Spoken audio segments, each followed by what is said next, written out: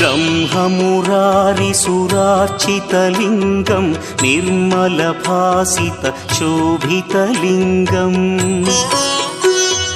जन्मज दुःखविनाशकलिङ्गं तत्प्रणमामि सदा शिवलिङ्गम् देवमुनिप्रवरार्चितलिङ्गं कामदहन करुणाकरलिङ्गम्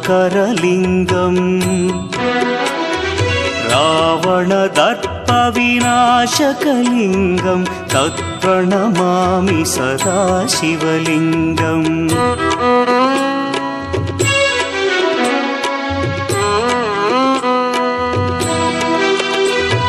सर्वसुगन्धसुलेपितलिङ्गं बुद्धिविवर्धनकारणलिङ्गं सिद्धसुरासुरवन्द्यलिङ्गम्